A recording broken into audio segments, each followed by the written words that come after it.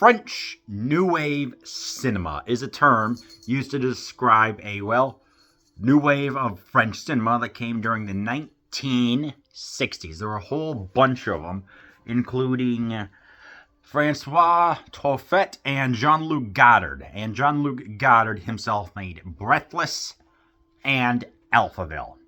Breathless was an unconventional movie, as the characters actually addressed the audience, making the question, what is real and what is not, and also several jump cuts in between cars and things like that to actually make you pay attention.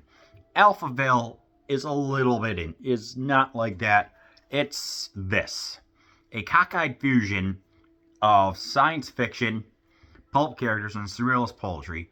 Goddard's irreverent journey to the mysterious Alphaville remains one of the least conventional films of all time. Eddie Constantine stars as intergalactic hero Lemmy Caution on a mission to kill the inventor of fascist computer Alpha 60. Criterion's edition of Seminole features a brand new digital transfer. 1965, 99 minutes. Oh, so Blade Runner, The Matrix, Dark City, etc. all got influence from this movie right here. So, what is this? It is done unconventionally. It's an unconventional film in the sense like there are all these glass exteriors. It's a little bit round. It's taking place inside a hotel room rather than in a sound stage.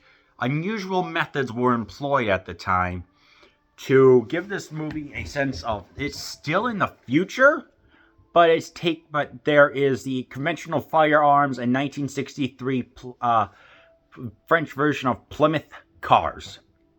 Yes, it is certainly an interesting one, I'll tell you that much. I mean,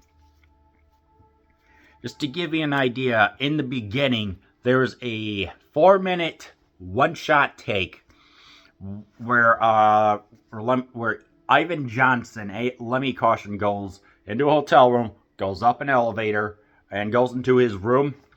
But because the antique elevators were old, they couldn't sync them properly, so it required multiple takes. Alphaville itself is very controlled. Just to give you an idea, when someone does something that is illogical, they're standing inside like a swimming pool. They're like beside a swimming pool. There's a guy with a Tommy gun, and he goes, person falls inside, and then some women in swimsuits stab him to death. Yes, and everyone just politely applauds. That was a very interesting scene.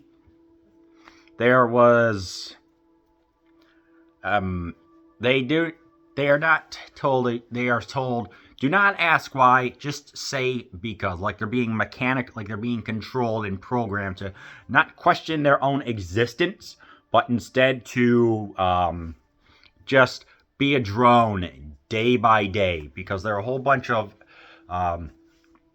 super Omega minus people who are going to try and conquer Outland, where Eddie is from. Ivan is from. And it's just a very interesting movie. I mean, there's even a dictionary that removes some words that gets updated like every day or every other day. And if a person asks why, the police will come and they will take that person away and to who knows where. Yeah.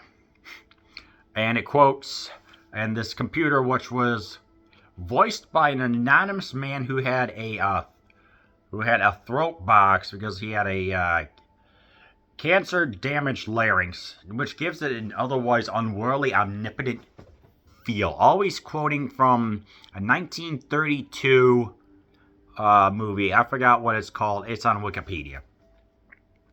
And he always constantly quotes about time, saying like, time is like a river, I am the river. A tiger may tear me apart, but I can be the tiger. And there's also a quote, and it quotes from some Argentinian person, I forgot who, saying that time itself flows in sequence. There is no present or future. However, how we perceive it can also make it seem like time itself can be manipulated, rather when it's just in one straight line. But if we perceive it like this, it could be like that, I mean, yeah. But of course, our character is a no-nonsense guy who's just pretty much a BA, a bad,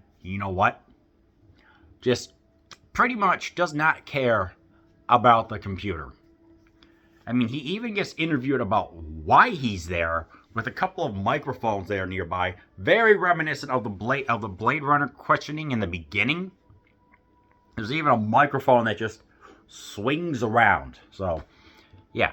This is a very, very unconventional film, and he's even got a woman named Natasha who remembers that there's something that's going on, but she can't exactly tell what is happening. It's like, I was born here in Alphaville. No, you were not. You were born in New York. Okay. And it's like your father brought you here because he was going to be killed or something like that. And just, it's just the juxtaposition of how everything was shot in then modern day Paris, 1965, in a hotel room, in I'm guessing like a police station, in just this overhead shot of the final chase where there's two police cars, and then there's Eddie inside a 63 Plymouth, and how they go out, and yeah. This movie is unconventional. I mean, there's even the scene where they're just walking through the hallway a couple of times. They're walking like this. The camera's right here. It's all done in one take.